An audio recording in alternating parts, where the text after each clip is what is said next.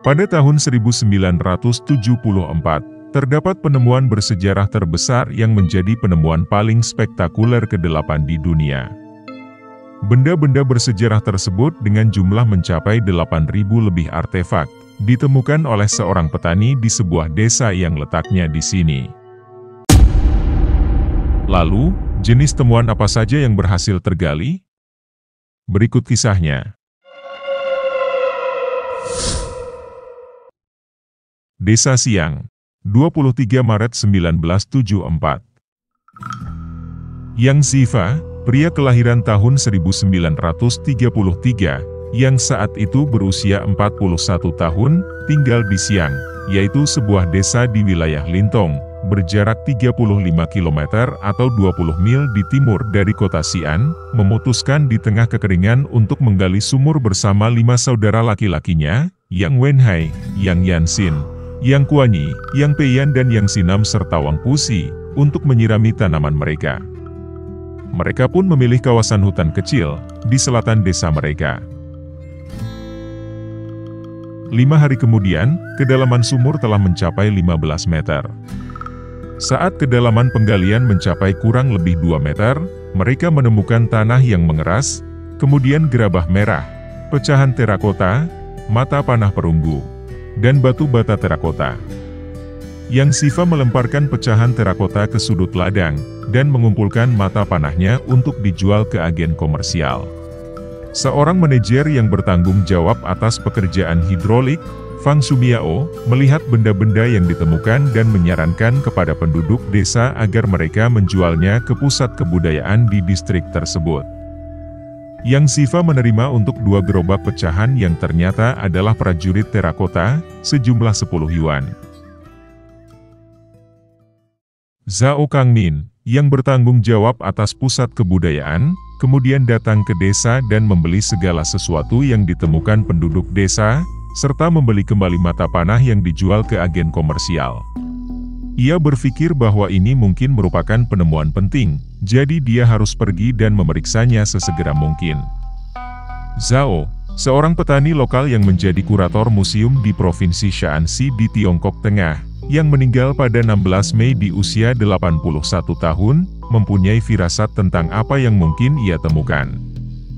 Dia mengetahui bahwa patung-patung tersebut di masa lalu telah digali dari dalam tanah di daerah dekat kota Xi'an, yang merupakan rumah bagi kebun buah kesemek dan pohon delima, dan tidak jauh dari makam kaisar pertama Tiongkok yaitu Qin Shi Huang.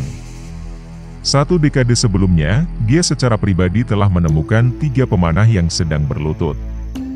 Namun dia tidak pernah yakin bahwa hal tersebut berasal dari masa pemerintahan kaisar yang menyatukan bangsa Tiongkok untuk pertama kalinya di bawah dinasti Qin yang berumur pendek, yaitu tahun 221 sampai dengan 206 sebelum Masehi. Tapi apa yang akan ditemukan Zhao akan melampaui apapun yang dia bayangkan. Ternyata, para petani telah menemukan salah satu temuan arkeologi paling menakjubkan di abad ke-20. Pasukan terakota yang diperkirakan berjumlah 8.000 orang, dibuat dalam skala industri 2.200 tahun sebelumnya untuk mempertahankan kaisar di akhirat. Pasukan hantu, lengkap dengan kuda dan kereta, tersembunyi di bawah tanah dan tidak pernah dimaksudkan untuk dilihat oleh orang yang masih hidup.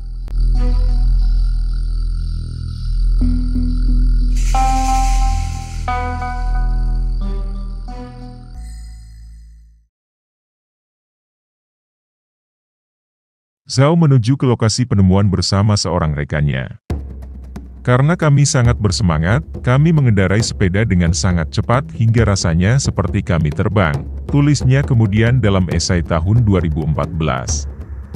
Saat dia tiba, Zhao mengatakan kepada sejarawan Inggris John Mann, "Saya melihat 7 atau 8 potongan-potongan kaki, lengan, dan 2 kepala tergeletak di dekat sumur, bersama dengan beberapa batu bata." Dia mengatakan, dia segera menyadari bahwa ini kemungkinan adalah sisa-sisa patung terakota era dinasti Qin. Para petani yang telah menemukan beberapa minggu sebelumnya dan telah menjual beberapa mata panah perunggu untuk dijadikan barang bekas, diminta untuk segera menghentikan pekerjaan mereka. Peninggalan tersebut dikumpulkan dan dibawa ke museum dengan menggunakan truk. Zhao mulai dengan susah payah menyatukan pecahan-pecahan itu.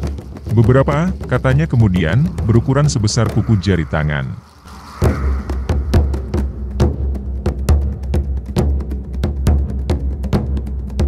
Akhirnya, setelah 3 hari bekerja, 2 prajurit terakota yang gagah berdiri di hadapannya, masing-masing setinggi 1,78 meter.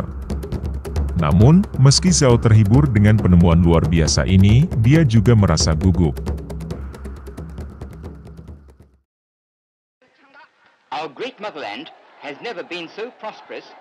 Tiongkok pada tahun 1974 berada pada tahap akhir revolusi kebudayaan, yang dipimpin oleh Mao, di mana pengawal merah yang menakutkan berusaha menghancurkan tradisi, dan cara berpikir lama untuk memurnikan masyarakat. Zhao, seperti yang diceritakan Men dalam bukunya, The Terracotta Army, secara pribadi pernah menjadi sasaran sesi kritik diri, pada akhir tahun 1960-an, sebagai orang yang terlibat dengan hal-hal lama. Jadi sekarang meskipun kejadian terburuk pada periode itu telah berakhir, Zhao khawatir apa yang akan terjadi dengan patung-patung itu. Dia memutuskan untuk merahasiakannya, memulihkan artefaknya, dan kemudian menunggu kesempatan yang tepat untuk melaporkannya. Namun rencana tersebut dibatalkan oleh seorang jurnalis muda dari kantor berita negara Xinhua, yang sedang mengunjungi daerah tersebut ketika dia menemukan patung-patung tersebut. Dia bertanya, "Ini adalah penemuan yang sangat besar. Mengapa Anda tidak melaporkannya?" tulis Zhao. Arkeolog tersebut menjawab, "Bahkan saya tidak tahu bagaimana memahami hal ini dan bagaimana saya bisa melaporkannya." Mengabaikan permohonannya, jurnalis tersebut mempublikasikan temuan tersebut, dan berita pun sampai ke pimpinan tertinggi Partai Komunis. Namun kekhawatiran Zhao bahwa relik tersebut akan dihancurkan karena alasan politik, terbukti tidak berdasar. Pihak berwenang di Beijing memutuskan untuk menggali situs tersebut, dan dalam beberapa bulan, lebih dari 500 prajurit terakota telah ditemukan. Ketika pekerjaan berlanjut, skala luar biasa dari apa yang ditugaskan oleh Kaisar pertama, seorang pria kejam yang mengalahkan 6 negara yang bertikai untuk menyatukan Tiongkok di bawah sistem kekaisaran yang berlanjut hingga tahun 1912 menjadi jelas. Dia dikatakan telah memerintahkan proyek bawah tanah, yang total mencakup sekitar 56 km persegi segera setelah naik tahta pada usia 13 tahun. Proyek itu dengan gambaran sebagai berikut.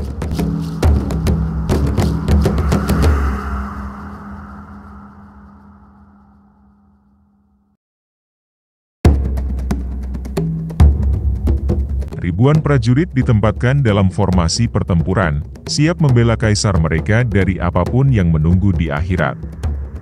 Pengerjaannya sangat detail, dengan puluhan jenis kepala yang berbeda, dan di dalam lubang pemakaman terdapat 100 kereta dan puluhan ribu senjata perunggu.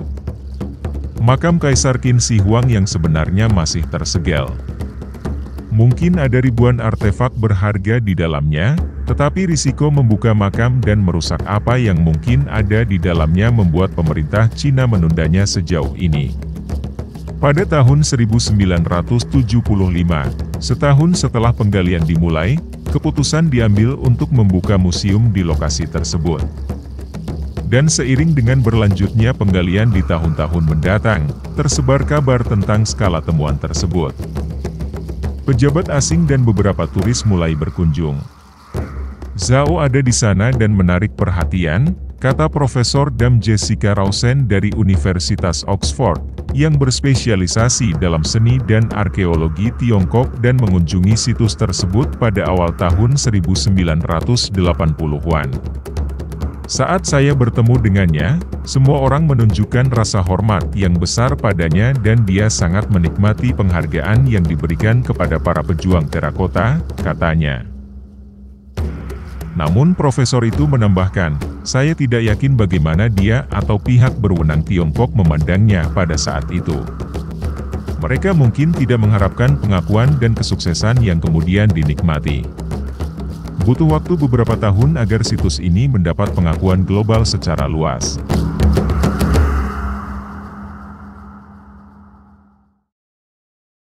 Kota ini diberi status warisan dunia UNESCO pada tahun 1987, dan Badan Kebudayaan PBB menggambarkan para pejuang sebagai mahakarya realisme.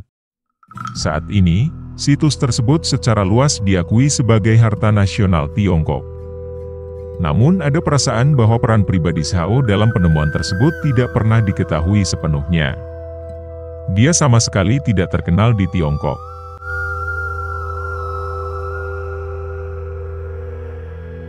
Kesimpulan yang dapat diambil dari penemuan yang menggemparkan di atas, bahwa kumpulan patung tentara terakota atau Terracotta Army menggambarkan tentara Qin Shi Huang, atau Kaisar pertama Cina.